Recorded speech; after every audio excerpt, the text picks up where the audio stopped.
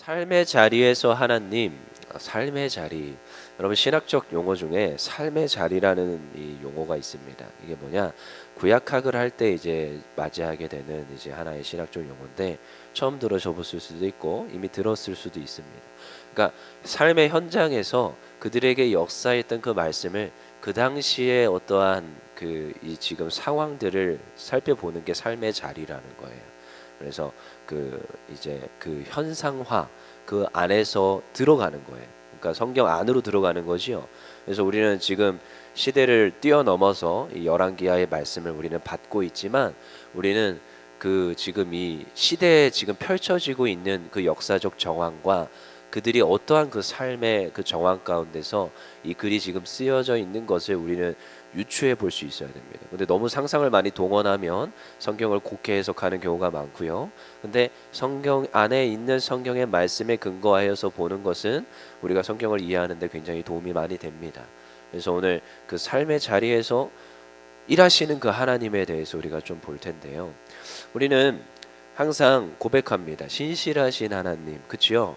하나님은 어떻다고요? 신실하시다고요. 그래서 옛날에 신실하다 하니까 뭔가 되게 깨끗하고 뭔가 되게 정결하고 뭐 거룩하신 분 이렇게 생각했어요. 그냥 신실하다를 누구도 앞에서 그 언어적 해석을 안 해줘가지고요. 저는 언어적 해석에 되게 민감합니다. 사람들이 단어를 쓸 때 그 단어를 왜 쓰는지를 항상 저는 주의 깊게 보고 그 단어들을 제 걸로 만들려고도 하고 때로는 잘못 쓰는 언어가 있으면 혼내주기도 합니다. 그래서 제가 아이들을 자주 혼내는 게 주일이라고 안 그럴 때, 신앙생활을 수년을 했는데도 불구하고 여전히 일요일이라고 말하는 이들에게 일침을 가하죠. 왜냐? 일요일이라고 말하는 그 생각의 저변에 그들의 가치관이 담겨 있습니다. 세상적 가치관이라고 하죠. 그래서 일부러 그게 뭐가 상관이 있습니까? 일요일이면 일요일이고 주일이면 주일이지 똑같은 날인데요. 저희한테는 그러니까 네가 문제다. 이제 시작하는 거예요. 언어는 그 사람의 마음의 반영입니다. 그래서 그 언어에 대해서 우리는 민감하게 반응할 수 있어야 되죠. 그래서 오늘도 이 삶의 자리 그리고 그 지금 여기에 펼쳐지고 있는 이 단어들과 우리들에게 어떠한 그 단어들을 쓸 때의 가치관들이 어떻게 반영이 되는지 그런 것도 우리는 살펴볼 필요가 있다라는 거예요. 그래서 우리 한번 볼 텐데요. 열왕기하 14장입니다. 오늘도 삶의 자리에서 하나님은 신실하신데 어떻게 해요? 신실하시게 오늘도 역사하신다고요. 신실이라는 단어가 꾸준하게 끊어지지 않고 그 말씀을 지키시는 하나님, 변하지 않는 하나님. 인간의 어떠함에 따라서요, 때로는 잘못할 때도 있고 잘할 때도 있는데 그 인간의 어떠함이 아니라 하나님의 약속의 말씀에 근거해서 일하시는 하나님. 그게 누구예요? 신실하신 하나님이에요. 신실은 그런 뜻입니다. 변하지 않고 불변하시고 말씀한 바를 지키시는 하나님. 그래서 오늘 14장에 그 하나님이 나타난다는 것입니다. 한번 볼게요. 14장 1절 한번 보겠습니다. 시작. 이스라엘 왕 여호아스의 아들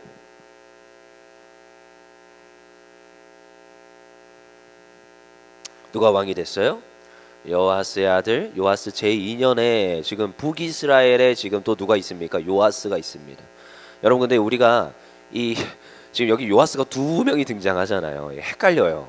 14장을 쭉 읽다 보면 이 요아스가 누군지 저 요아스가 누군지 막 헷갈려요. 분명히 지금 13장에서 요아스 봤어요. 근데 아니 지금 요아스의 아들 여호아하스에 대해서 어제 봤는데 12장에 가면 또 남유다의 요아스가 있습니다. 그러니까 동일 이름이지요. 그러니까 우리 너무 헷갈려요. 그러니까 남유다에도 요아스가 있고요. 지금 북이스라엘에도 요아스가 있습니다. 그러니까 지금 북이스라엘 여기서 이스라엘이라고 칭하는 거 유다라고 안 그러고 이스라엘을 칭하는 거 북이스라엘이에요. 그러니까 북이스라엘 왕 여호아스의 아들 요아스 제2년에 지금 북이스라엘 왕이 누굽니까? 요아스예요. 그렇죠? 그리고 남유다의 왕은 누구예요? 아마샤예요. 근데 이 아마샤가 누구의 아들이라고요? 또 남유다의 요아스의 아들 아마샤예요. 그렇죠? 이해되시죠? 요아스가 두 명이나 등장하는데 아마샤는 북이스라엘의 왕의 아들이 아닙니다. 남유다의 아들입니다. 그렇죠? 그래서 지금 아마샤의 이야기가 오늘 14장의 메인이겠죠. 근데 여러분 우리가 생각해 봅시다. 이 아마샤를 이해하려면 12장의 요아스를 한 번 더 봐야 됩니다. 12장의 요아스가 잘했어요, 못했어요? 잘했어요, 그렇죠? 근데 그 말년에는 조금 왔다리 갔다리 하죠. 사실 요아스가 피난하였다가 7살에 왕으로 등극하게 된 겁니다. 그렇죠? 그래서 지금 요아스가 누가 생존했을 때까지는 잘했다고요? 그의 지금 그 누구냐? 그의 삼촌이 생존했을 때까지는 되게 잘했어요. 그렇지만 그가 죽고 나서 어떤 일들이 있느냐? 그가 마음대로 행하니까, 그가 여전히 악한 길로 행하니까 어떤 일이 있느냐? 그 신복들이 일어나서 누구를 죽이느냐? 요아스를 죽이게 됩니다. 그래서 우리 열왕기하 12장 20절을 볼까요? 열왕기하 12장 20절 같이 읽겠습니다. 시작. 요아스의 신복들이 일어나 반역하여 실라로 내려가는 가의 길로 궁에서 그를 죽였고, 그리고 누구를 세워요? 그를 쳐서 죽인 신복은 시므아세 아들 요사갈과 소멜의 아들 요사바드였더라. 그는 다윗성에 그의 조상들과 함께 장사되고 그의 아들 아마샤가 그를 대신하여 왕이 되니라. 그렇지요? 여러분, 우리는 참 이 이야기가, 여러분, 우리는 그냥 성경을 읽으면서 아, 그렇구나 하고 지나갈 수 있습니다. 근데요, 남유다의 이야기는요, 북이스라엘과 굉장히 다릅니다. 여러분, 북이스라엘 같은 경우는 어떤 일들이 일어나느냐? 그리고 왕이 잘못합니다. 수없이 잘못된 왕들이 있죠. 그렇죠? 얼마나 악합니까? 그래서 그 항상 뭐라고 했다고요? 그 악한 길로 행하였던 이들을 가리켜서 그들은 지금 똑같이 누구의 길로 행하였더라? 여로보암의 길로 행하였더라라고 행하였던 게 그 북이스라엘 왕들의 잘못된 일이었어요. 제 지금 상태가 안 좋아요. 네. 머리가 안 돌아가요, 자꾸. 근데 그 지금 잘못된 길로 행하는 이들을 죽입니다. 그 다음 때가 어떻게 해요? 예후가 쿠데타를 일으켜서 지금 왕을 죽여버리지요. 그리고 나서 자기가 왕이 되는 거예요. 그리고 나서 그 왕의 아들들이 많으니까 신복들을 일으켜가지고 신복들한테 편지를 써가지고, 야, 내가 왕궁에 입성하기 전에 너희들이 그 아들들의 모가지를 다 나에게 바쳐라. 그랬더니 실제로 편지를 받고 나서 그 지금 그 안에 있었던 그 제사장들과 그 왕을 가르치던 그 서기관들, 그 지금 가르치던 스승들이 누굴 죽여요? 그 왕자들을 다 죽여가지고 모가지를 예후한테 바치는. 그러고 나서 예후가 왕이 돼버리잖아요. 이게 북이스라엘의 이야기입니다. 근데 남유다는요, 이해가 안 돼요. 여러분, 여기에서 지금 20장 20절에 요아스의 신복들이 일어나서 반역하고 지금 요아스를 죽였습니다. 그러면 당연히 누가 왕이 돼야 돼요? 죽인 자들이 왕이 돼야 될 것 같은 스토리가 이어지잖아요. 세상의 역사는 이렇게 흘러갔습니다. 이때까지 뭐 우리나라만 봐도요, 고려나 조선 땅 그 지금 건국 역사를 바라봐도요, 지금 왕이 잘못하여서 그 왕권을 쟁탈하였던 이들은요, 자기네들이 왕이 돼요. 근데 누구를 세워요? 왕의 아들을 세웁니다. 여러분, 이 경우가 굉장히 이해가 안 됩니다. 여러분, 그래서 14장에 왕의 아들을 세웠더니 왕의 아들이 자비와 긍휼이 넘쳐서 그 신복들을 살렸더라라고 기록하면 좋을 것 같습니다. 네, 하나님의 은혜로 그들을 용서하였더라. 근데요, 짤막하게 기록하고 있어요. 어떻게 해요? 14장 5절 읽어볼게요. 시작. 14장 5절 시작. 나라가 그의 손에 굳게 섬에 그의 부왕을 죽인 신복들을 죽였으나. 여러분, 이게 이해가 안 되는 장면이고요. 여러분, 우리를 이건 좀 성경을요, 잘 생각해 보아야 됩니다. 여러분, 이게 삶의 자리라는 겁니다. 여러분, 이 삶의 정황에서 이 지금 신복들의 태도와 신복들의 일은요, 이해되지 않는 일입니다. 우리 인간들의 역사와 인간들의 생각에서는요, 이해할 수 없는 일이에요. 제가 이 성경을 보면서도 이해가 안 돼요. 어떻게 근데 이게 가능하였을까? 여러분, 이들의 믿음이 뛰어나서요? 어림도 없는 소리입니다. 요아스가 잘해서요? 아니요, 어림도 없습니다. 아마샤가 잘해서요? 어림도 없습니다. 아니면 그 신복들의 믿음이 뛰어나서요? 아니요, 말이 안 되는 거예요. 여러분, 어떻다고요? 이 지금 삶의 자리에서 말도 안 되는 일들이 일어나는 것은요, 철저한 하나님의 개입이다. 하나님께서요, 철저히 개입하시는 겁니다. 어떻게 해요? 하나님이 누구에게 약속했습니까? 다윗에게 약속했습니다. 솔로몬에게 약속했습니다. 너의 대가 지금은 끊어지지 아니하리라. 너의 대로 인하여서 누가 오리라? 메시아가 오리라. 너의 자손을 통하여서 너의 왕국이, 나의 왕국이, 하나님의 나라가 드러나리라. 하나님 약속하셨어요. 그 약속을 하나님은 어떻게 하세요? 지켜가세요.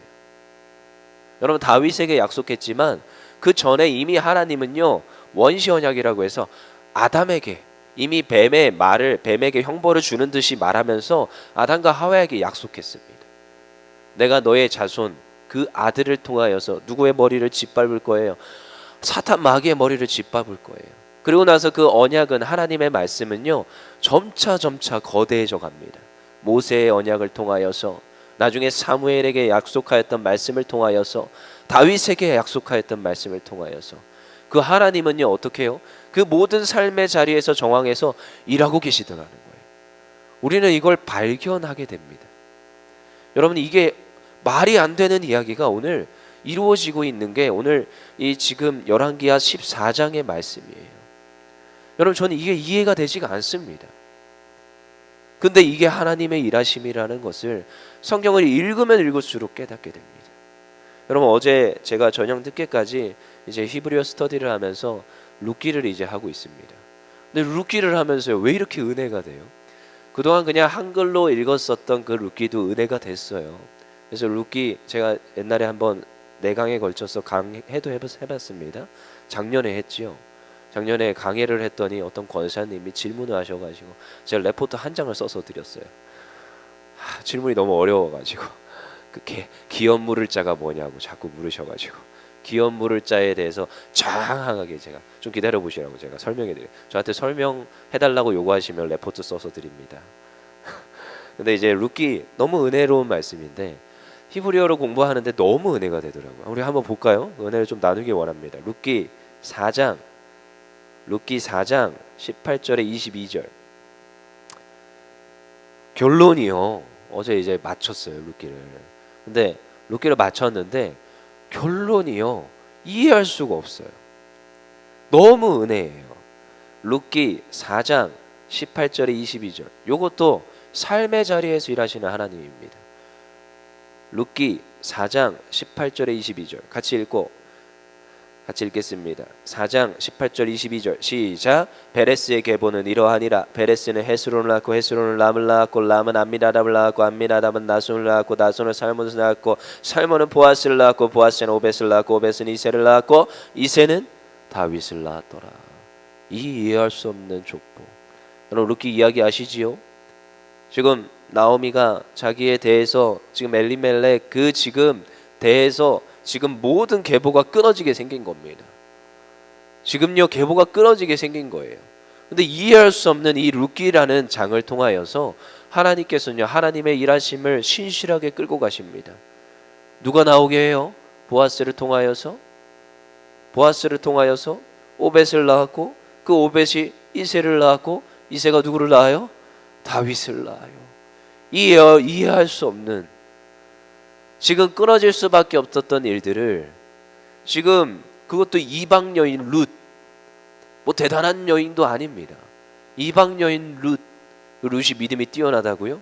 그래서 저는 끝에 룻이 영광을 받았더라 이렇게 끝나길 원했어요. 근데 그 16절에, 우리 읽진 않았지만 16절에 누가 영광을 받는지 아십니까? 나오미가 아기를 받아 품에 품고 그의 양육자가 되니. 남는 이름은 나오미예요. 또 남는 이름은 누구냐? 오벳입니다. 그리고 마지막 최종적으로 룻기에서 언급하는 이름은 다윗으로 끝나요. 여러분, 이거는 철저히 하나님께서 끌고 가는 역사입니다. 여러분, 우리가 열왕기하 14장인데 열왕기하 14장 다시 돌아와서 하나님께서는요, 철저히 하나님의 일하심을 계획하여서 끌고 가시는 분이에요. 여러분, 인간의 믿음에 여하여, 물론 믿음 중요합니다. 인간의 행동에 여하여 중요합니다. 하지만 그 이전에 하나님은 하나님의 말씀을 지키시는 하나님이에요. 여러분, 그래서 우리는 하나님의 약속에 말씀을 붙드는 게 중요합니다. 저희가요, 감정에 요동할 때가 있고요, 때로는요, 누군가 그러죠. 요즘 아이들이 자기 권태기다, 뭐 슬럼프다, 뭐 이런 얘기 자꾸 하는데 무슨 말인지. 근데요, 그게 어른들도 동일하게 올 때가 있습니다. 근데 그때 무엇을 봐야 되느냐? 신실하신 하나님 말씀을 보는 거예요. 나의 삶에 일하시는 하나님, 나에게 주셨던 그 말씀을 떠올립니다. 저도요 매해마다 약속의 말씀을 붙잡습니다. 뽑아요. 그 뽑아놓은 걸 제 나름대로 저 안 만들어 주더라고요. 자꾸 제 카드는 혼자서 제 카드 만듭니다. 이제 제 카드 만들어 가지고 제 책상에다 걸어놓고 봅니다. 왜요? 이게 나에게 주신 약속의 말씀입니다.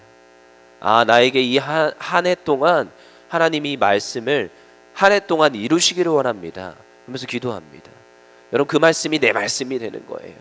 누가 뭐라 그러든 그 약속이 성경의 전체 말씀이 내 말씀이지 왜 그 말씀만 내 말씀이? 아니요, 저 상관없습니다. 이 말씀이 내 말씀입니다. 하나님이 이 말씀을 내 삶에 이루어지게 하여 주시옵소서. 그렇게 구하였더니 하나님이 때까지 한 번도 그 약속의 말씀 저버리지 않았습니다. 다 이루어 주셨고 다 성취하게 하셨어요. 그 하나님이 오늘도 우리에게 말씀하시는 줄 믿습니다.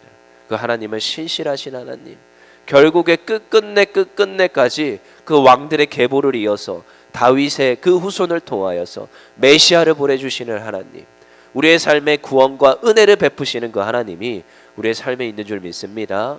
그 하나님을 오늘도 믿음으로, 오늘도 그 하나님께 간구함으로 나아가기를 소망합니다. 기도하겠습니다.